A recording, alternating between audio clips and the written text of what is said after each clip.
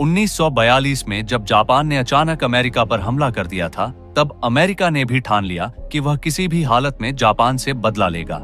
इसी मिशन के तहत अमेरिकी नेवी के कई एयरक्राफ्ट्स को साउथ पैसिफिक के समुद्र की ओर भेजा गया ताकि वहां मौजूद जापानी एयरबेस पर हमला किया जा सके। इन्हीं विमानों में से एक विमान में 3 लोग सवार थे, पायलट हैरल्ड, नेविगेटर और बम गिराने वाला टोनी और रेडियो ऑपरेटर जीन। जैसे ही वे जापानी बेस पर बमबारी कर लौट रहे थे, रास्ता भटक जाते हैं। दिशा गलत होने के कारण वे समुद्र के बीच फंस जाते हैं और उसी समय उनका फ्यूल भी खत्म होने लगता है। जीन लगातार रेडियो के जरिए संपर्क करने की कोशिश करता है, लेकिन सिग्नल खराब होने से कोई जवाब नहीं मिलता। वे कुछ देर तक आसमान में भटकते रहते हैं, लेकिन अब ईंधन लगभग खत्म हो चुका था। ऐसे में हैरल्ड कहता है कि अब हमें समुद्र में ही इमरजेंसी लैंडिंग करनी पड़ेगी। वह अपने साथियों को कहता है कि जो जरूरी सामान हो निकाल लो। कुछ ही देर में विमान समुद्र के बीच उतर जाता है। लैंडिंग के दौरान हैरल्ड की बेल्ट तो खुल जाती है, लेकिन टोनी और जीन की बेल्ट फंस जाती है और दोनों विमान के साथ नीचे डूबने लगते हैं। काफी मशक्कत के बाद वे अपनी बेल्ट खोलने में सफल होते हैं और किसी तरह तीनों एक राफ्ट पर सवार हो जाते हैं। अब उनके पास खाने पीने का कोई भी सामान नहीं बचा था। सब कुछ विमान के साथ डूब चुका था। चारों ओर सिर्फ अंतहीन पानी दिखाई देता था। फिर भी वे उम्मीद बनाए रखते हैं कि रेस्क्यू टीम जल्द ही उन्हें ढूंढ लेगी। थोड़ी देर बाद उन्हें आसमान में एक विमान दिखाई देता है, लेकिन उनकी छोटी सी राफ्ट इतनी ऊंचाई से दिखना नामुमकिन था। उनके पास फ्लेयर गन भी नहीं थी जिससे वे इशारा कर पाते, इसलिए वह रेस्क्यू विमान उन्हें देखे बिना आगे बढ़ जाता है। यह देखकर हैरल्ड निराश होकर कहता है कि शायद यही हमारा आखिरी मौका था। टोनी जवाब देता है कि वे हमें यूं अकेला नहीं छोड़ सकते, मगर हैरल्ड समझाता है कि वह विमान अब बार बार एक ही जगह तलाश करने नहीं आएगा। अब हमें खुद ही जिंदा रहने का रास्ता निकालना होगा। वह दोनों को समझाता है कि यह सफर बहुत लंबा होने वाला है। वह कहता है कि अपने जूते उतार दो, क्योंकि अब राफ्ट में जगह बहुत कम है। टोनी और जीन अपने जूते समुद्र में फेंक देते हैं, लेकिन हैरल्ड अपने जूते संभाल कर रखता है।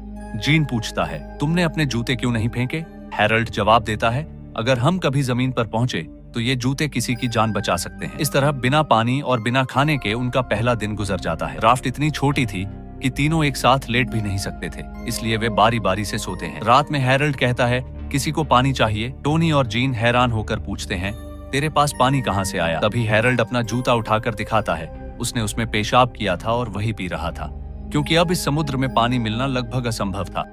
सुबह होते ही तीनों सूरज की पहली किरण के साथ उठते हैं। हैरल्ड अंदाजा लगाता है कि हवाई यहाँ से करीब 1900 मील दूर है, जबकि साउथ अमेरिका तक की दूरी 6000 मील से भी ज्यादा है। पायलट होने के नाते हैरल्ड को दिशाओं का अच्छा ज्ञान था। उसका मानना था कि अगर वे इसी राफ्ट पर चलते रहे तो कुछ हफ्तों में किसी जमीन तक पहुंच सकते हैं। यह सुनकर टोनी घबरा जाता है और कहता है, अगर हम इतने दिन समुद्र में फंसे रहे तो जमीन देखने से पहले ही भूख और प्यास से मर जाएंगे। जीन कहता है, समुद्र में बहुत सी मछलियां हैं, अगर हम कोशिश करें तो शायद जिंदा रह सकें। तभी उन्हें अपने बचे हुए सामान में एक पुरानी मैगजीन की स्प्रिंग मिलती है। उसी स्प्रिंग से वे मछली पकड़ने का कांटा बनाते हैं और उसे पानी में डाल देते हैं। कुछ देर बाद कांटे में कुछ फंसता है, लेकिन जब वे उसे खींचने की कोशिश करते हैं तो रस्सी टूट जाती है। जीन हंसते हुए कहता है, लगता है पानी में कोई हमसे ज्यादा भूखा है। दिन के वक्त धूप इतनी तेज होती है कि राफ्ट जलने लगती है।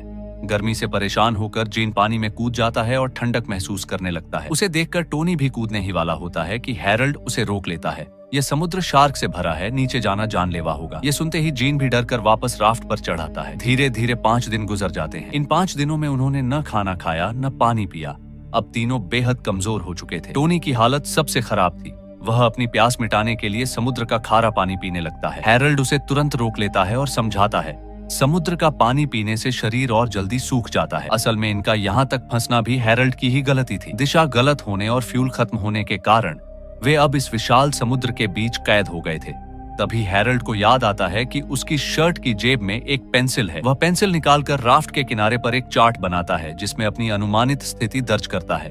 फिर वह कहता है, हमें राफ्ट को हवा के साथ बहने से रोकना होगा, नहीं तो हम जमीन से और दूर चले जाएंगे। वह अपनी लाइफ जैकेट्स और कुछ सामान मिलाकर एक छोटा एंकर बना लेता है। यह एंकर राफ्ट को एक जगह थामे रखता है ताकि जब हवा सही दिशा में बहे तो वह उसे निकाल सके और हवा की मदद से मंजिल की ओर बढ़ सके। सब यह देखकर चुपचाप उम्मीद में बैठ जाते हैं। रात होने पर तीनों प्रार्थना करते हैं। जीन कहता है, हमने जिंदगी में बहुत गलतियां की हैं, लेकिन अब हमें आपकी मदद चाहिए। टोनी भी हाथ जोड़ता है, हमें सबसे ज्यादा जरूरत पानी की है, कृपया बारिश करा दीजिए। लेकिन आसमान सूना रहता है। कुछ घंटों बाद जब तीनों सो रहे होते हैं, अचानक तेज बूंदें गिरने लगती हैं।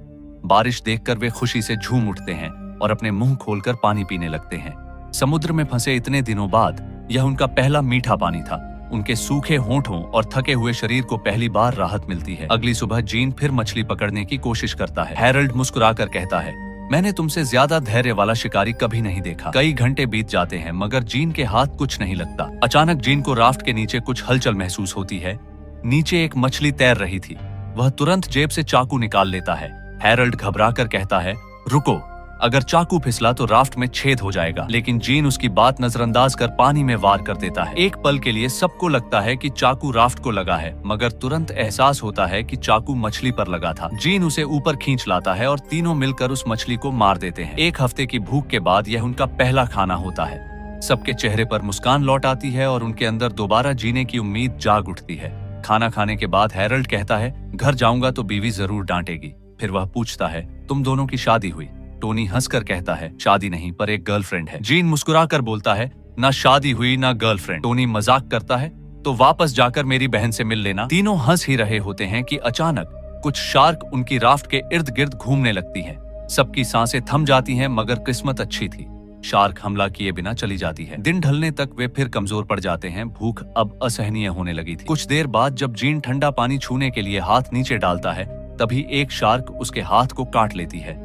घाव गहरा नहीं होता लेकिन दर्द से उसकी आंखों में आंसू आ जाते हैं। अगले दिन जीन को दूर क्षितिज पर कुछ दिखाई देता है। वह उत्साहित होकर चिल्लाता है, देखो, शायद वो आइलैंड है। टोनी उसे शांत करते हुए कहता है, वो सिर्फ भ्रम है, वहाँ कुछ नहीं है। अब उन्हें समुद्र में 15 दिन हो चुके थे। उसी दिन टोनी के पास रखी गन को देखकर जीन कहता है, शांत रहो, ये दो मुझे। तभी वे देखते हैं एक छोटा परिंदा उनकी राफ्ट पर बैठा है। जीन निशाना साधता है और गोली चला देता है। परिंदा मर तो जाता है लेकिन पानी में गिर पड़ता है। हैरोल्ड बिना सोचे पानी में कूद जाता है और उसे पकड़ लेता है। तभी पीछे से एक विशाल शार्क उसका पीछा करती है। किसी तरह हैरोल्ड उस परिंदे को लेकर वापस राफ्ट पर चढ़ जाता है और शार्क नीचे से गुजर जाती है। इस तरह उन्हें 15 दिन बाद फिर से कुछ खाने को मिलता है, मगर इतने लंबे समय तक समुद्र में रहने से अब उनके मानसिक हालात बिगड़ने लगते हैं। दिन रात एक जैसे लगने लगे थे और धीरे धीरे उनका होश ठिकाने से उतरने लगा। अब तक उन्हें इस अनंत समुद्र में 20 दिन हो चुके थे और इन 20 दिनों में उन्होंने सिर्फ 2 बार खाना खाया था। एक सुबह हैरोल्ड देखता है कि टोनी और जीन गहरी नींद में हैं और कोई भी हवा की दिशा पर ध्यान नहीं दे रहा। वह गुस्से में चिल्लाता है, मैंने कहा था हवा का रुख देखते रहो। जीन झल्लाकर जवाब देता है, 20 दिन हो गए, अब तक कोई आइलैंड नहीं मिला, तुम्हारी बात गलत थी। हैरोल्ड उदास होकर कहता है, शायद मैंने जो नक्शा बनाया था वो सिर्फ एक कल्पना थी, असल में कोई आइलैंड नहीं था। यह सुनकर टोनी और जीन दोनों भड़क उठते हैं। तेरी गलती की वजह से ही हम यहाँ फंसे हैं, क्योंकि तू गलत दिशा में निकल गया था। हैरोल्ड सिर झुकाकर कहता है, मानता हूँ, उस वक्त विमान में मेरी आंख लग गई थी। जब जागा तो दिशा पूरी तरह बदल चुकी थी। रेडियो की फ्रीक्वेंसी भी खराब थी, इसी वजह से हम संपर्क नहीं कर पाए और पेट्रोल खत्म होने पर हमें समुद्र में उतरना पड़ा।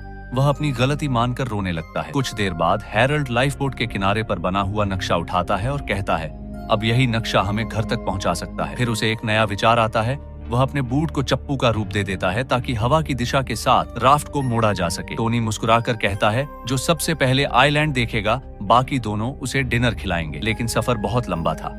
वक्त गुजरता गया और 30 दिन बाद तीनों इतने कमजोर हो चुके थे कि बोलने की ताकत भी नहीं बची थी। भूख और प्यास ने उन्हें लगभग बेहोश कर दिया था। तभी रात में बारिश शुरू होती है और वे खुशी से अपने मुंह खोलकर पानी पीने लगते हैं। लेकिन उसी के साथ एक भयानक तूफान उठता है और तेज लहरें उनकी लाइफ बोट को पलट देती हैं। काफी जद्दोजहद के बाद तीनों किसी तरह बोट को सीधा करके फिर उस पर चढ़ जाते हैं। अगली सुबह सबकी उम्मीदें टूट चुकी थीं। तीनों बोट पर पड़े हुए जिंदा लाशों जैसे लग रहे थे। हैरोल्ड अपनी बीवी को याद करते हुए आंसू बहा रहा था। वहीं जीन को टोनी की बहन का चेहरा दिखाई देने लगता है, वो चेहरा जो उसने सिर्फ टोनी की बातों से अपने मन में बनाया था। जीन कहता है, मुझे तुम्हारी बहन दिख रही है, शायद मैं उससे प्यार कर बैठा हूँ। टोनी हल्के से मुस्कुराता है, तुम दोनों अच्छे कपल लगोगे। हैरोल्ड उदास होकर कहता है, मुझे अफसोस है कि मेरी गलती से तुम दोनों इस मुसीबत में फंस गए, शायद हम अब नहीं बच पाएंगे। मगर फिर वह खुद को संभालता है, हिम्मत जुटाता है और बूट से बने चप्पू चलाना शुरू कर देता है। ये देखकर टोनी और जीन भी साथ देने लगते हैं। 34वें दिन तीनों की हालत बिल्कुल निढाल हो चुकी थी। टोनी धीमी आवाज में कहता है, मैंने सपना देखा कि मैं हरियाली वाले खेत में था। हैरोल्ड मुस्कुराकर कहता है, मैंने भी ये सपना 2 बार देखा है। तभी जीन समुद्र की ओर देखता है और अचानक चिल्ला उठता है, देखो, कुछ हरा दिख रहा है। तीनों तुरंत उठकर देखते हैं। सचमुच दूर एक छोटा सा आइलैंड नजर आ रहा था। उनके चेहरे पर उम्मीद की चमक लौट आती है। वे आखिरी ताकत जुटाकर बोट को धकेलते हैं और कुछ घंटों बाद किनारे पर पहुंचकर थककर गिर जाते हैं। 34 दिन के लंबे संघर्ष के बाद आखिरकार वे जमीन पर कदम रखते हैं। सामने छोटे छोटे घर दिखते हैं जो इस बात का सबूत थे कि वे जिंदा बच गए हैं। फिल्म के अंत में बताया जाता है कि तीनों ने अपनी लाइफ बोट में करीब 1000 मील का सफर तय किया था। वीडियो अगर पसंद आया हो तो लाइक और सब्सक्राइब करना मत भूलिए।